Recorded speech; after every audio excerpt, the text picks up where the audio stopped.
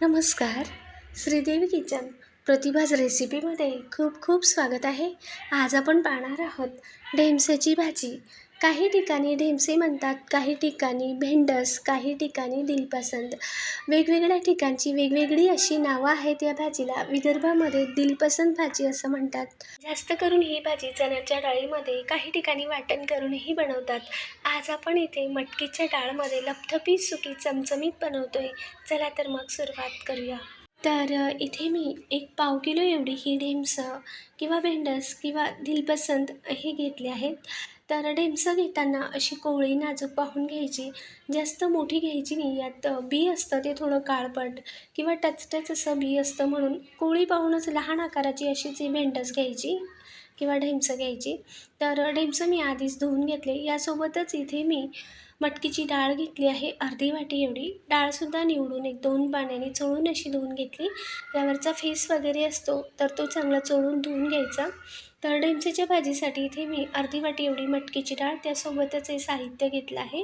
एक मध्यम ते लहान आकाराचा चिरलेला टोमॅटो, त्याचबरोबर एक मध्यम आकाराचा बारीक चिरलेला कांदा, 8 ते 9 लसूण पाकळ्या, कढीपत्त्याची पानं, थोडीशी चिरलेली कोथिंबीर. सोबतच फोडणीसाठी घेतले अर्धा चमचा मोहरी, 1 चमचा जिरे, 1 ते 1.5 चमचा एवढे लाल मिरची पावडर किंवा आवश्यकतेनुसार लाल तिखट, सोबतच 1 चमचा धने पावडर, अर्धा ते पाऊण चमचा कांदा लसूण मसाला किंवा 1 चमचा कांदा लसूण मसाला, अर्धा चमचा हळद, चवीनुसार मीठ.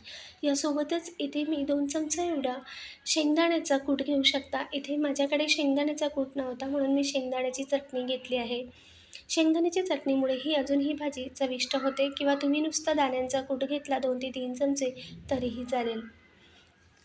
आता इथे मी भेंडस आधीच धुवून घेतले होते, कोरडे करून घेतले. त्यानंतर भेंडसच्या अशा बटाट्यासारख्या फोडी आपण करून घेऊयात.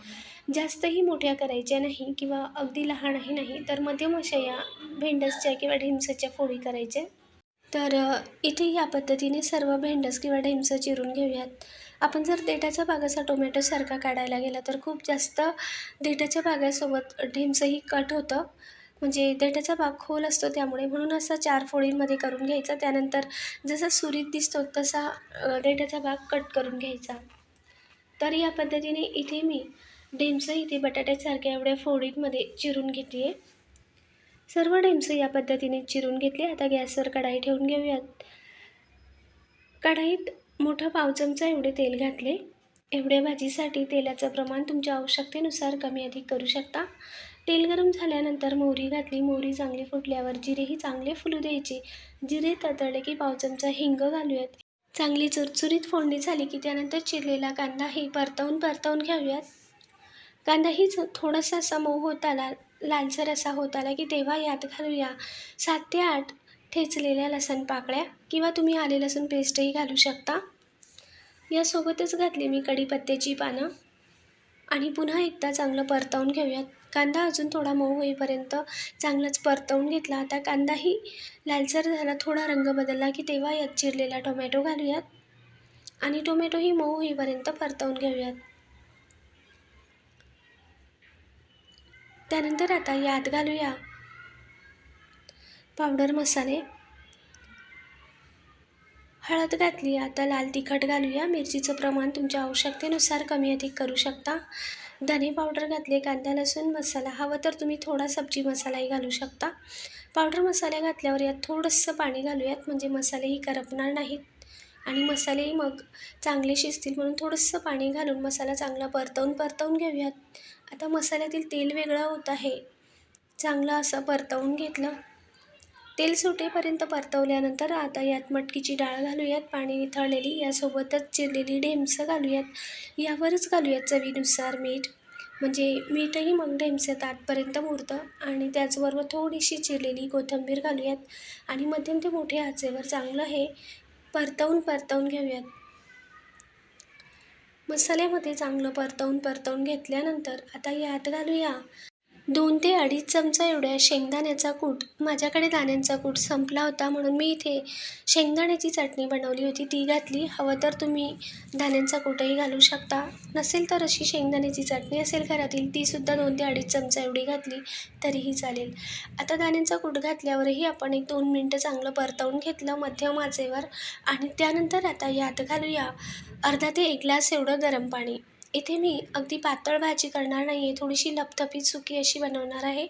म्हणून त्यासाठी मी इथे अर्धा ते पाऊण ग्लास एवढं गरम पाणी घातलं किंवा जास्तीत जास्त 1 ग्लास एवढं आणि गरम पाणी घातल्यावर सगळं हे मिक्स करून घेऊयात. मोठ्या आचेवर चांगलं एकदा तळापासून ढवळून घेतलं.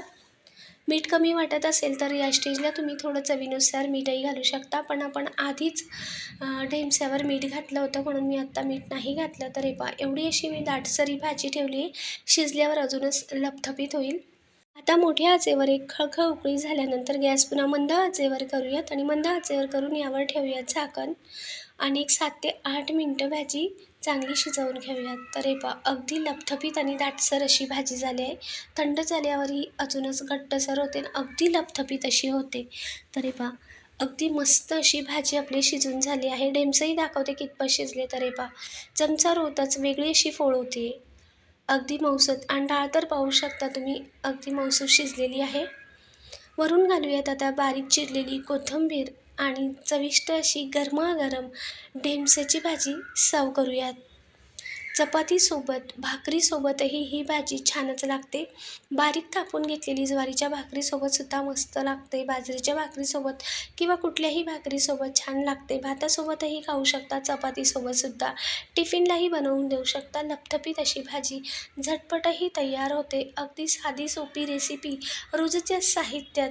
रेसिपी आवडल्यावर लाईक करा, शेअर करा, सबस्क्राईब करायला विसरू नका. कमेंटद्वारेही सांगा. नवीन रेसिपीत भेटूया. धन्यवाद.